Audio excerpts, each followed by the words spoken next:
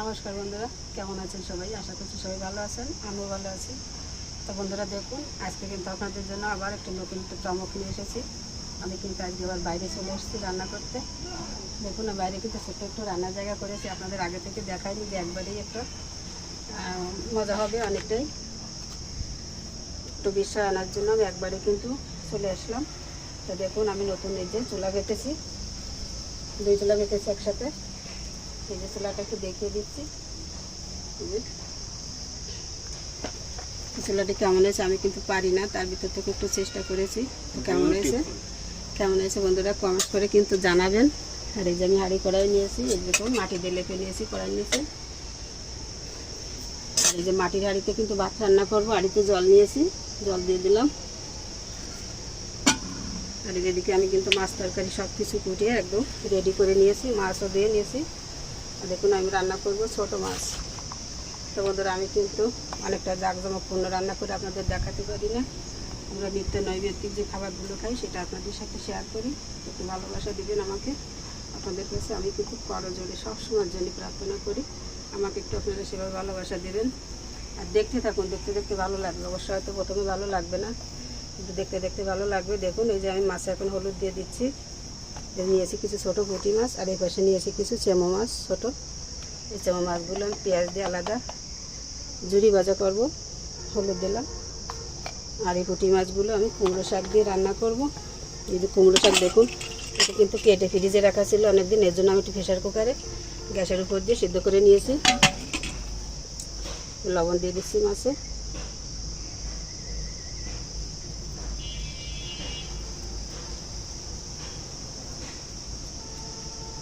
মেখে নিচ্ছি মাছে।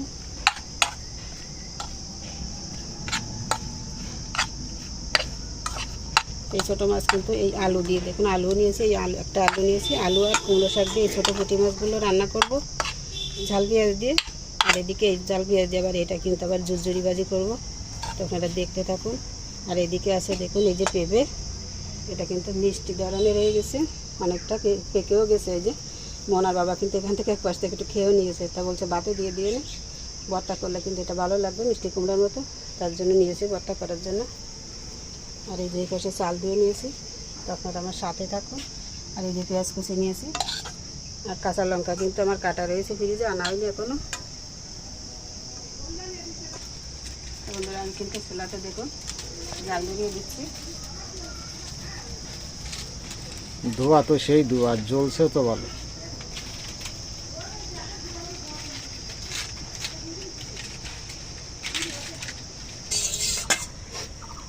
তো বন্ধুরা, তেল তো গরম হয়ে গেছে, আমি এখন মাছগুলো দিয়ে দিচ্ছি। প্রথমে পুঁটি মাছগুলো রান্না করে নেব, এগুলো দিয়ে দিচ্ছি, আগে একটু ভেজে নেব।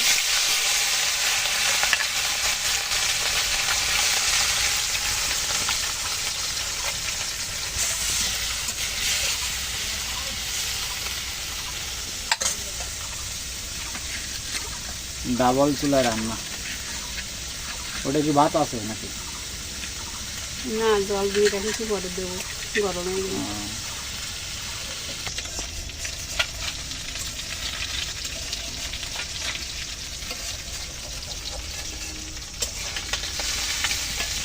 মাছগুলো কিন্তু ভালো করে ভেজে নিলাম, এখন তুলে নেব।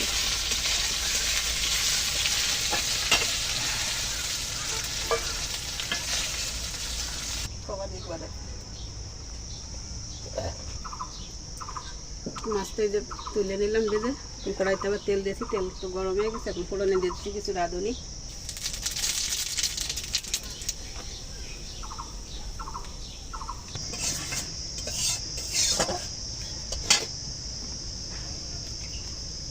আলুগুলো দিয়ে দিলাম।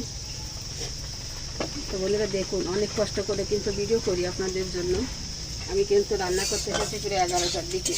যেহেতু নতুন চুলা, আমার কিন্তু আগুন জ্বালাতে প্রচুর কষ্ট হচ্ছে। আর এখন কিন্তু 1টা পরে বাজে। তো এতক্ষণ ধরে কিন্তু আমি চেষ্টা করছি, কিন্তু আমি আগুনটা ঠিক মতো জ্বালাতে পারছি না। আর ওদিকে আজকে একটু বাতাসও আছে, বাতাসে সমস্যা করছে। তো দেখুন, আমার চুলার পিঠটা কিন্তু একটু ময়লা হয়ে গেছে, কিছু মনে করবেন না। তো দেখতে থাকুন, কত কষ্ট করে কিন্তু ভিডিও করি আপনাদের কারণে, আপনাদেরকে একটু বিনোদন দেওয়ার জন্য। তো আপনারা দেখতে থাকুন, দেখতে দেখতে ভালো লাগলে চ্যানেলটিকে একটু সাবস্ক্রাইব করে রাখবেন।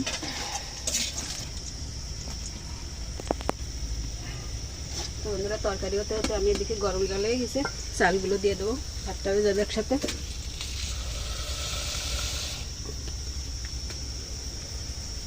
মাটির হাঁড়িতে রান্না। সামনে একটু হলুদ দিয়ে দিলাম আলুর সাথে। আলুগুলো একটু ভালো করে ভেজে নিলাম। এখন দিয়ে দেবো এখান থেকে পেঁয়াজ।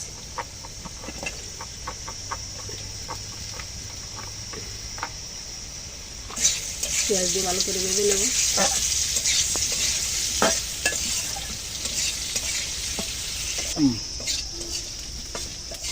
আলু পেঁয়াজটা সুন্দর করে লাল লাল করে ভেজে নিলাম। এখানে দিয়ে দিচ্ছি অল্প কিছু সেরা কাঁচা লঙ্কা, আর দিচ্ছি অল্প একটু লঙ্কার গুঁড়ো, 1 চামচের থেকে কম দিলাম।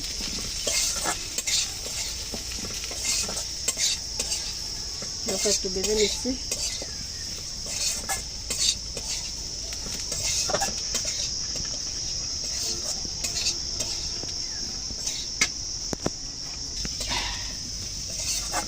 একটু ভালো করে ভেজে নিলাম। এখন জল দিয়ে দিচ্ছি, জলের জন্য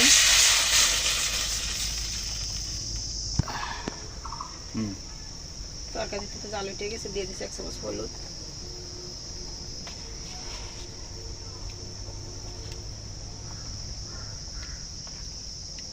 দিচ্ছি পরিমাণ মতো লবণ। এখন সিদ্ধ করে শাকগুলো দিয়ে দিচ্ছি। এখন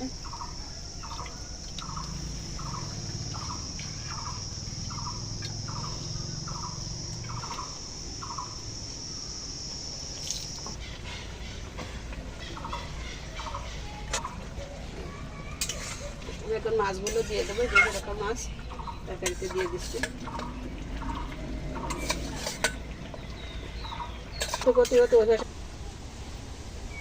ধোয়া ধোয়া ওই অরুটো মাছগুলো দিয়ে একটু নেড়ে চেড়ে দিলাম।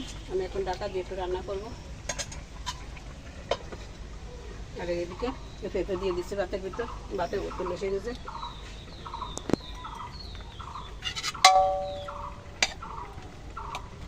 যেহেতু পাকা পেঁপে তাড়াতাড়ি কিন্তু সিদ্ধ হয়ে যাবে।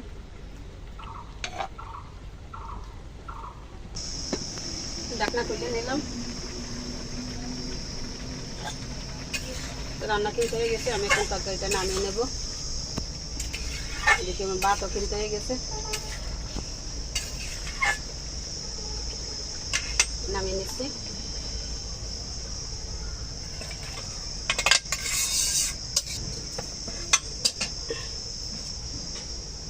হয়ে গেল পুঁটি মাছ কুমড়ো শাক আর আলু দিয়ে রান্না। তা কেমন লাগলো এই গ্রামীণ সাদা সিধা রান্না? একদম গ্রামটা কিন্তু অত্যাধিক সুন্দর ছড়িয়েছে। তো বন্ধুরা রেসিপিটি ভালো লাগলে চ্যানেলের সাথেই থাকবেন, সাবস্ক্রাইব করে রাখবেন। তো সবাই ভালো থাকুন, সুস্থ থাকুন। আজকের রেসিপি এই পর্যন্তই রাখছি। যেহেতু প্রচুর কষ্ট হয়ে যাচ্ছে কিন্তু ধোয়ার ভিতর রান্না করতে, তাই এই পর্যন্ত রাখছি। ভালো থাকুন সবাই, ধন্যবাদ।